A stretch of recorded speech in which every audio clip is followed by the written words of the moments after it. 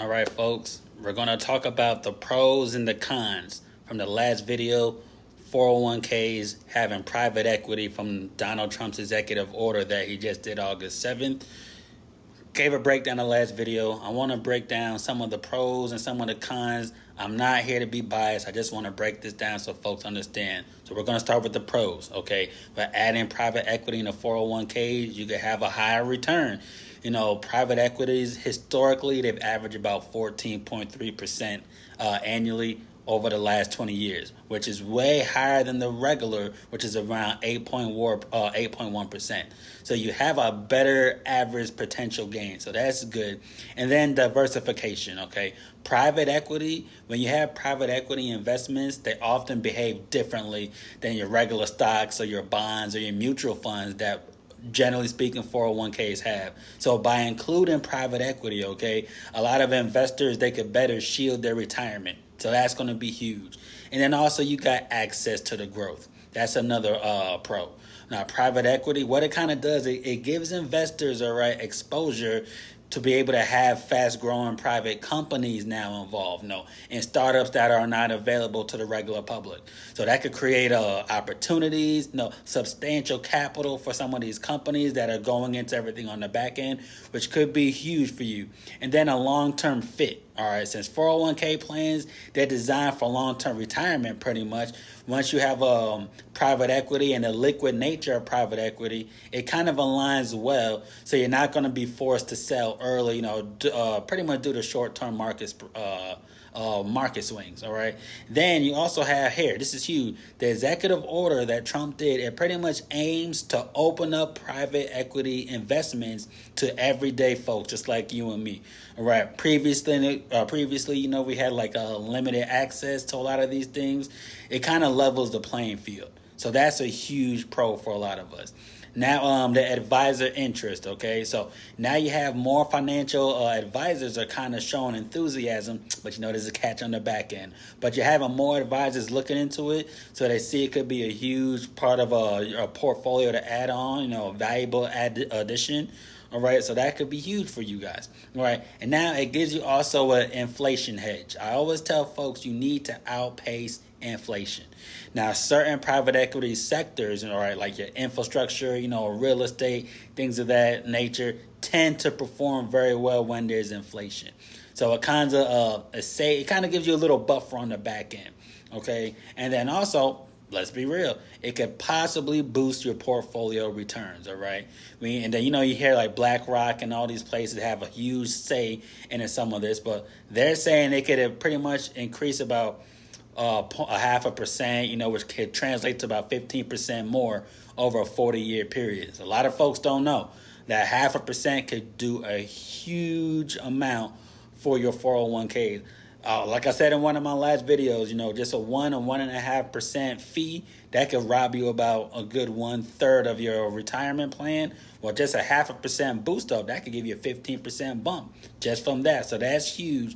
And then also a huge thing I think is it gives you regulatory support. All right. When you have private equity, a lot of uncertainties, a lot of things they like, hey, we have this, it needs to be in writing, it could kind of reduce some of the legal uncertainties that a lot of people don't know. So that could really help out. But now, those are pros, there's a lot of cons. Okay, liquidity. Private equity investments, often they require a long period of time. So getting stuff liquid, it may become a little bit harder. Obviously they're going to work everything through the Department of Labor and all, but it could mean lack of liquidity. It could be a problem if you need to have funds like that.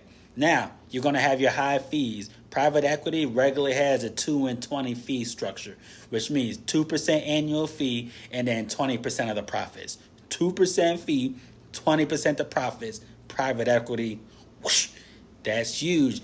When we're regularly talking is about a 0.26% to about 0.5% of fee. That's a huge higher fee that people could have. Now, one thing I say when it comes to that is the legal risk. Here's where a lot of you guys are looking. The legal risk of private equity is what's going to happen. How's this going to shift stuff? Because most people say when private equity gets involved, a lot of stuff goes to crap, which is true. So once they add it, it's going to add a lot of complexity, which a lot of us aren't going to understand, which is huge. I'm licensed for the last 10 years in the financial industry, and even not going through this kind of terminology is ridiculous. And it also gives the regulatory uncertainty. We don't know. This is uncharted territory. Will they be raising fees? Is that 2 and 20 going to change? You know, Department of Labor has 180 days now from August 7th to finalize a new guidance. So we're still going to be hearing more stuff down the road. But here's a huge thing. You're going to have inconsistent performance. So it may have certain things and certain sectors may outperform the others, but is that going to be everything? That's why I say it's going to be so complex.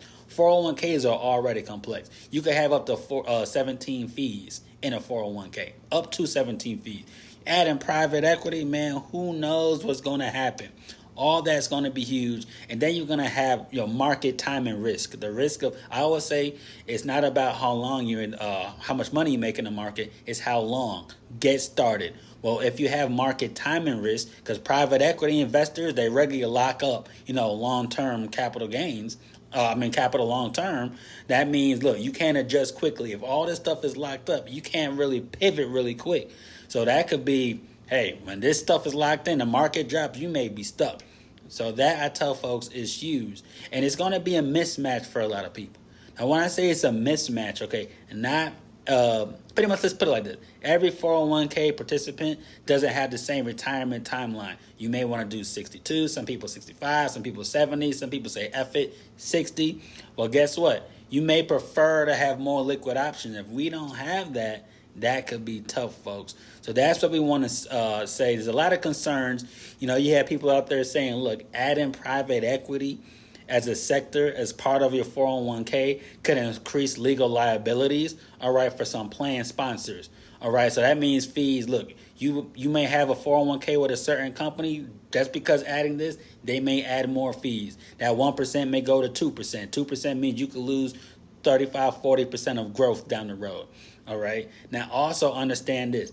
The 401k market already faces so much lawsuits and everything. A lot of these experts, they believe, look, adding more stuff that people don't know, it could worsen the problem. If you already got problems right now, you're going to pretty much double the amount of problems. So that could be huge.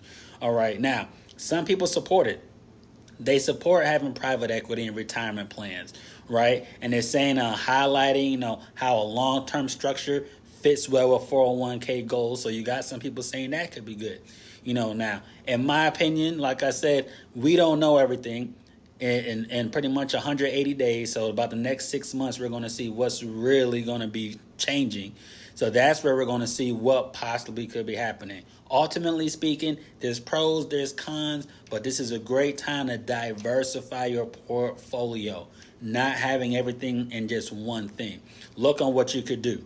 You may have old 401ks that are sitting in limbo, all right? The average person by the age of 40 has had 11 jobs. 1 out of every 13 people have unclaimed funds. You'll be surprised. Some of you watching this probably have unclaimed funds or 401ks sitting in limbo. This is a great time to, move things around, figure out what you could do, things of that nature, diversify everything. But ultimately, nothing against the government, but you don't want to have the government or everyone tied to what your retirements are. Meaning, you have a 401k, that's a government-sponsored kind of retirement. Look into your own retirement. Look into your IRAs. Looking at getting into something else. Whatever it is.